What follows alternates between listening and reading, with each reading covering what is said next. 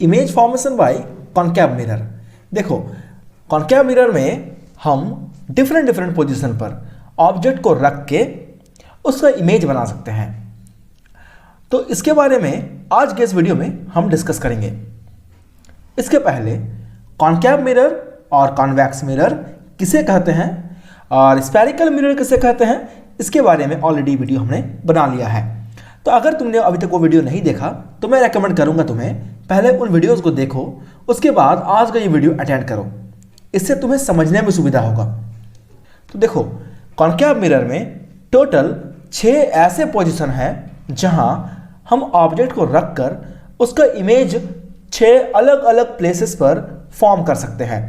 और साथ ही साथ जो हमने लास्ट क्लास में रियल इमेज और वर्चुअल इमेज इसके बारे में डिस्कशन किया था, उसे भी आज हम क्लैरिफाई करेंगे कि आखिर रियल इमेज किसे कहेंगे और वर्चुअल इमेज किसे कहेंगे। देखो, सबसे पहला पोजीशन जहां पर हम ऑब्जेक्ट को रखेंगे और उसका इमेज फॉर्म करेंगे। तो जैसे कि तुम देख रहे हो, सबसे पहला पोजीशन जो हमारा है दैट इज इन्फिनिटी। जब हम ऑब्जेक्ट को इन्फिनिटी में रखेंगे तब हमारा जो इमेज है ऑब्जेक्ट का वो किस प्लेस पर बनेगा और कितना बड़ा बनेगा और उसका नेचर क्या होगा, ये 3 बहुत इंपॉर्टेंट फैक्टर हैं। तो देखो, हमारा जो ये मिरर है वो कुछ ऐसा है, एक कॉनकेव मिरर, और उसमें प्रिंसिपल एक्सिस है और 3 डिफरेंट पॉइंट्स हैं जिसे हम pole, focus and centre of curvature कहते हैं। तो हमारा जो ऑब्जेक्ट है ना वो इन्फिनिटी में है, तो ऑब्वियस सी बात है इन्फिनिटी में अगर ऑब्जेक्ट है तो हमें दिखेगी नहीं। लेकिन हर एक ऑब्जेक्ट अपने बॉडी से या तो लाइट एमिट करता है या फिर खुद अगर लाइट एमिट ना कर पाए तो किसी दूसरे ल्यूमिनियस ऑब्जेक्ट्स में से लाइट को अपने बॉडी से रिफ्लेक्ट करवाता है और इससे उस ऑब्जेक्ट का इमेज फॉर्म होता है। तो मान लो कि इन्फिनिटी में कोई ऑब्जेक्ट है और उस ऑब्जेक्ट के बॉडी से न्यूमरस लाइट के रेज आ रहे हैं, लेकिन क्या हम उन सारे रेज को यहां कंसीडर कर सकते हैं? ऑब्वियसली नॉट, क्योंकि अगर हम या तुम उन सारे रेज को यहां कंसीडर करें और उसे ड्रॉ करने की कोशिश करें तो तुम उसे नहीं बना पाओगे, क्योंकि इससे जो फिगर होगा ना हमारा वो काफ़ी मैसी हो जाएगा। इसलिए क्या करेंगे कि हम सिर्फ और सिर्फ 2, 3 या 4 मैक्सिमम 4 रे लेंगे इस फिगर के लिए, सिर्फ मैक्सिमम 4 रेज लेंगे और उनसे हम कोशिश करेंगे कि उसका इमेज फॉर्म हो जाए।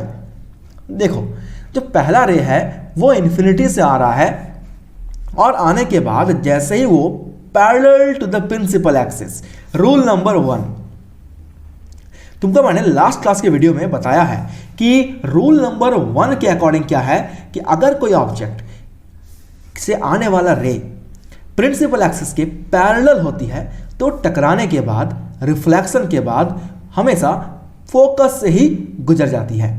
तो ये जो है हमारा पहला रे, ये तुम देख रहे हो ना कि ये पहले वाले रूल को, रूल नंबर 1 को फॉलो कर रहा है। अब दूसरा रे, सेकंड नंबर का रे देखो, वो भी पैरेलल आ रहा है, क्योंकि ऑब्जेक्ट इतना दूर है ना कि हम उसे कंसीडर नहीं कर पा रहे कि रेज किधर जा रही है और कैसे आ रही है। तो इस केस में हम इस वाले केस में सिर्फ और सिर्फ ये पहले नंबर वाले केस में हम सारे रेज को, इन्फिनिटी से आने वाले सारे रेज को parallel to the principal axis ही कंसीडर करेंगे। तो उस हिसाब से देखो कि जो हमारा दूसरा वाला रे आया है parallel to the principal axis, ये भी रिफ्रैक्शन के बाद प्रिंसिपल फोकस यानी कि फोकस से होकर के पार हो जाती है।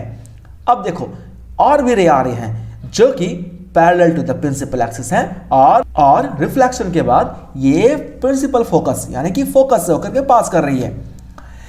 वैसे हमारे पास एक और रे है।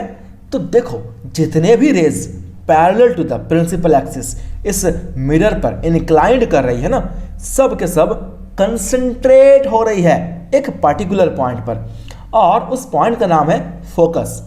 तो कॉनकेव मिरर को ना हम एक और नाम से जानते हैं, उसके इस प्रॉपर्टी को देखते हुए, इस कंसंट्रेट करने वाले प्रॉपर्टी को देखते हुए कॉनकेव मिरर को हम कन्वर्जिंग मिरर भी कहते हैं। कॉनकेव मिरर को हम कन्वर्जिंग मिरर भी कहते हैं, क्योंकि ये मिरर जो है इस सारे लाइट के रेज को जो कि प्रिंसिपल एक्सिस के पैरेलल है उनको एक पर्टिकुलर पॉइंट पर कॉन्सेंट्रेट कर रही है। इसीलिए इस तरह के मिरर को हम कन्वर्जिंग मिरर कहते हैं।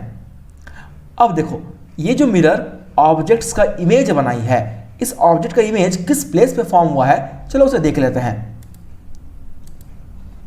तो ये जो ऑब्जेक्ट का जो कि इन्फिनिटी में रखी हुई है उसका ऑब्जेक्ट का इमेज देखो, ये बनाया है एट फोकस। आने वाला सारा रेस फोकस पे कंसंट्रेट कर रही है। और मैंने तुम्हें लास्ट क्लास के वीडियो में बताया है कि इमेज वही बनती है जहां पर रिफ्लेक्शन के बाद सारे रेज आकर के कंसंट्रेट होती है, यानी कि मिलती है, उसी प्लेस पर इमेज फॉर्म होता है। तो उस हिसाब से यहाँ पर देखो, रिफ्लेक्शन के बाद सारे रेज जो हैं वो फोकस पे आकर कंसंट्रेट होती है। डेफिनेटली फोकस पे इमेज बनना चाहिए, इसीलिए इमेज का जो पोजीशन है वो फोकस है। अब देखो इमेज का साइज कैसा है, तो डेफिनेटली इमेज का साइज इतना छोटा है कि मुझे दिख भी नहीं रहा, इसीलिए तुम लिखोगे इमेज का साइज पॉइंट साइज का है। अच्छा, और क्या है, इमेज जो बना है उसका नेचर कैसा है, तो इमेज का जो नेचर है ना, ये रियल है और इन्वर्टेड है।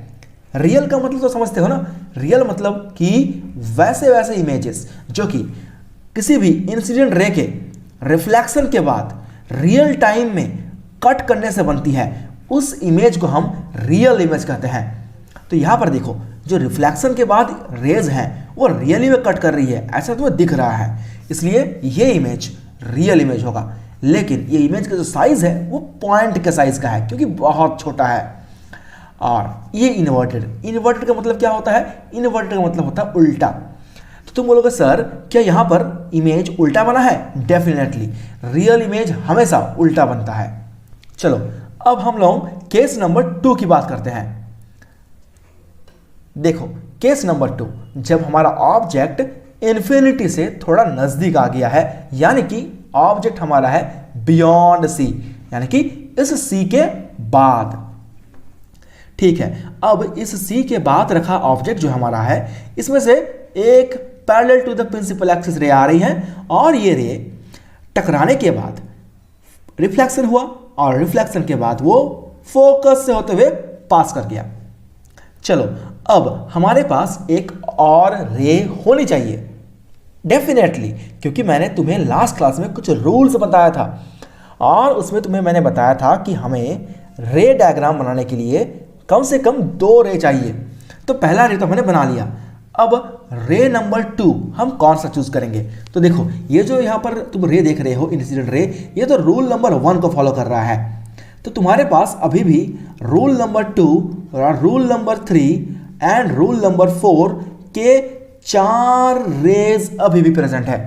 तो तुम चाहो तो उन 2, 3 और 4 में से किसी भी रे को तुम यहां कंसीडर कर सकते हो। तो चलो हम लेते हैं रूल नंबर 2 वाला रे।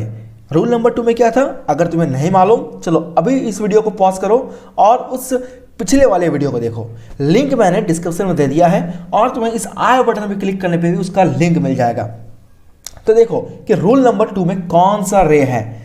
तो मैं तुम्हें फिलहाल उसे बता देता हूं कि रूल नंबर 2 में एक रे जो कि प्रिंसिपल फोकस से पार करेगी और टकराने के बाद वो पैरेलल हो जाएगी प्रिंसिपल एक्सिस के, ये है रूल नंबर 2 में। तो देखो ये जो मेरा ग्रीन कलर का रे दिख रहा है, ये बिल्कुल उसके फोकस से पार कर रही है, और टकराने के बाद वो प्रिंसिपल एक्सिस के पैरेलल हो जा रही है। और पैरेलल होने के टाइम देखो इस जगह पर वो कट कर रही है, इस प्लेस पर वो कट कर रही है। ये वाला एक रे और ये वाला एक रे, दोनों इस पॉइंट पे कट कर रही है, और जिस पॉइंट पे कट की उसी पॉइंट पर इस ऑब्जेक्ट का इमेज बनेगा। अब दूसरी बात देखो, यहां जो इमेज बना है, ये पहली बात तो ये कि ये छोटा बना है ऑब्जेक्ट के कंपैरिजन में, और दूसरी बात कि ये ऑब्जेक्ट सीधा है लेकिन ये इमेज बना है उल्टा। क्यों इमेज उल्टा बना है, क्योंकि मैंने तुम्हें पहले बताया अभी थोड़ा देर पहले कि अगर कोई इमेज रियल बनता है तो डेफिनेटली वो इनवर्टेड ही होगा। तो तुम कहोगे क्या सर क्या ये इमेज रियल है, डेफिनेटली ये इमेज रियल है। क्यों रियल है, क्योंकि ये इस रिफ्लेक्टेड रे के रियल में मीट करने की वजह से बन रहा है। तो चलो इसके कुछ प्रॉपर्टीज को देख लेते हैं। सबसे पहला प्रॉपर्टी है इमेज पोजीशन। तो इमेज पोजीशन कहां पर है? तो इमेज बना है सी और एफ के बीच में। और दूसरा इमेज का साइज, तो ऑब्वियस सी बात है डिमिनाइज्ड है। डिमिनाइज्ड मतलब क्या होता है कि बहुत छोटा। ऑब्जेक्ट की तुलना करो तो ये इमेज बहुत छोटा है। हाँ, लेकिन पिछला वाला जो हमारा इमेज था वो पॉइंट साइज का था, अब इमेज थोड़ा सा बड़ा बना है पिछले वाले कंपैरिजन में। तो अब सबसे इंपॉर्टेंट एक रिलेशन देखो मैं तो बताना जा रहा हूं, बहुत इंपॉर्टेंट है और बहुत इंटरेस्टिंग भी है। देखो सबसे पहले वाला कंडीशन में मेरा जो इमेज ऑब्जेक्ट था वो इन्फिनिटी में था। ऑब्जेक्ट मेरा इन्फिनिटी में था। अब इन्फिनिटी में था तो मेरा इमेज कहां बना था? इमेज बना था मेरा फोकस पर। लेकिन दूसरे वाले केस यानी कि इस वाले केस में देखो ऑब्जेक्ट थोड़ा नजदीक आ गया है। ऑब्जेक्ट अगर नजदीक आया है तो देखो इमेज जो है वो थोड़ा दूर चला गया। पहले मेरा इमेज फोकस पे था लेकिन अब वो फोकस के बाद बना है। तो है ना ये इंटरेस्टिंग? चलो ठीक है, अब मुझे कमेंट में बताओ कि तुम कौन से बोर्ड को फॉलो करते हो, सीबीएसई के एनसीईआरटी, जब तुम इस वीडियो को देख रहे हो। अब हम चलते हैं अपने पॉइंट नंबर 3 की ओर, यानी कि इमेज का नेचर कैसा है। डेफिनेटली ये रियल है और रियल इमेज हमेशा इन्वर्टेड होते हैं। Very good guys. तो इस तरह से हमारा केस 2 यानी कि पोजीशन नंबर 2 ओवर होता है। अब हम चलते हैं पोजीशन नंबर 3 की ओर। देखो ऑब्जेक्ट थोड़ा सा घसक के और नजदीक आ गया इस मिरर के और प्लेस्ड हो गया है हमारे इस सी पर, यानी कि सेंटर ऑफ कर्वेचर पर ऑब्जेक्ट हमारा है। और अगर सेंटर ऑफ कर्वेचर पर कोई ऑब्जेक्ट होता है तो उसका इमेज कहां बनता है? देखो इससे आने वाला जो रे है वो रूल नंबर 1 को फॉलो कर रहा है। तुम यहां पर एक बहुत ही इंटरेस्टिंग बात देखोगे कि सारा जो ऑब्जेक्ट होगा उसका पहला रे वो हमेशा रूल नंबर 1 को ही फॉलो कर रहा है। अब देखो रूल नंबर 1 को फॉलो करने के बाद जो तुम्हारे रे है वो रिफ्लेक्शन के बाद फोकस से पार होता है। एंड दूसरा रे, सेकंड रे तुम्हारा कुछ भी हो सकता है। रूल नंबर 2, 3, 4 तुम्हारे पास 3 ऑप्शंस हैं, तुम किसी भी ऑप्शन को चूज कर सकते हो। तो मैं यहां पर तुम्हें समझाने के लिए रूल नंबर 2 को अप्लाई कर रहा हूं, यानी कि अगर कोई रे फोकस से पार करती है तो रिफ्लेक्शन के बाद वो प्रिंसिपल एक्सिस के पैरेलल हो जाती है। तो देखो यहां पर भी ये जो मेरा इंसिडेंट रे है ये रिफ्लेक्ट करने के बाद बिल्कुल प्रिंसिपल एक्सिस के पैरेलल हो जाती है और इसी टाइम ये इस प्लेस पर देखो इंटरसेक्ट करती है इस रे के साथ। ये दोनों रे आपस में इस पॉइंट पर इंटरसेक्ट करते हैं और जिस पॉइंट पर ये इंटरसेक्ट करते हैं उसी पॉइंट पर देखो इस ऑब्जेक्ट का इमेज फॉर्म हो रहा है। और ये जो इमेज है ना, तुम देख पा रहे हो कि इस इमेज का साइज इस ऑब्जेक्ट के साइज के बिल्कुल सेम है। दूसरा, ये जो इमेज का प्लेस है ये उसी ऑब्जेक्ट के प्लेस पर ही है ये इंटरेस्टिंग? और भी बहुत सारे इंटरेस्टिंग फैक्ट्स हैं इस पूरे वीडियो सेशन में, बने रहो हमारे साथ, मजा आने वाला है बहुत। देखो सबसे इंपॉर्टेंट बात और बहुत ही इंटरेस्टिंग बात, ऑब्जेक्ट और नजदीक आया, सी पर आ गया, इमेज मेरा यहां पर था, इमेज अब और थोड़ा सा इस मिरर से दूर चला गया। चलो अब देखते हैं इस ऑब्जेक्ट का जो इमेज बना है, इस इमेज का नेचर क्या है, साइज क्या है, पोजीशन क्या है। तो इमेज का पोजीशन जो है वो तो देख रहे हो ना, सी पर है, ऑब्जेक्ट भी सी पर है, इमेज भी सी पर है। इसका साइज कैसा है? डेफिनेटली इसका साइज ऑब्जेक्ट के बिल्कुल सेम है। थर्ड नंबर पॉइंट, ऑब्वियस सी बात है नेचर जो हमारा होगा वो रियल होगा और इन्वर्टेड होगा, इसमें कोई दो राय नहीं है हमारे लिए, ठीक है। चलो अब बढ़ते हैं पॉइंट नंबर 4 की ओर। तो अब देखो ऑब्जेक्ट मेरा घसक के और नजदीक आ गया, सी के बाद और एफ के पहले, यानी कि between C and F, between C and F. तो यहां पर जब रखे हो ऑब्जेक्ट को तो डेफिनेटली पहला रूल तो मेरा वही से रहेगा कि प्रिंसिपल एक्सिस के पैरेलल, फिर फोकस से पार हो जाएगा। चलो दूसरा रूल, यानी कि दूसरा रे, तो दूसरा रे तुम कुछ भी ले सकते हो, तुम्हारे पास बहुत ऑप्शंस हैं।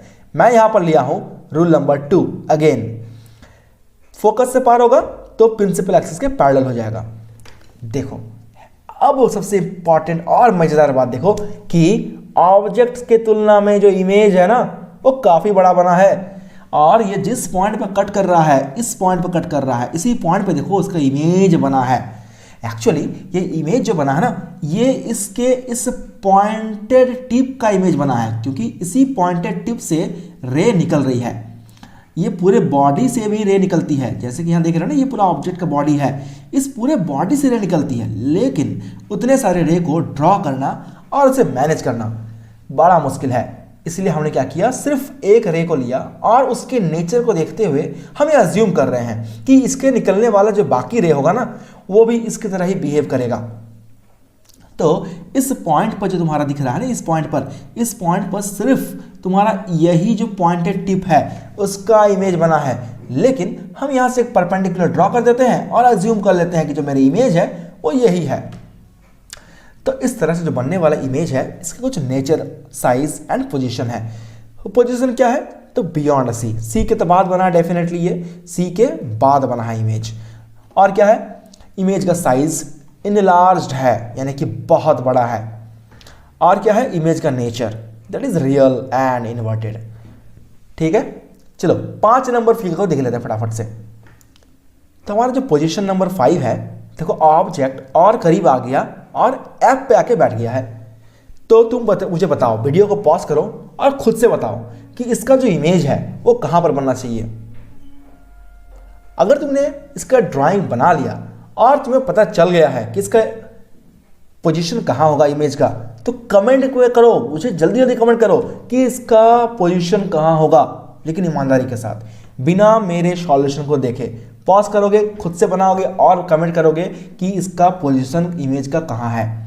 ठीक है, अब देखो, इससे निकलने वाला ray parallel to the principal axis passing through the focus, ये तो हमारा रूल नंबर 1 है, जो कि काफी कॉमन है।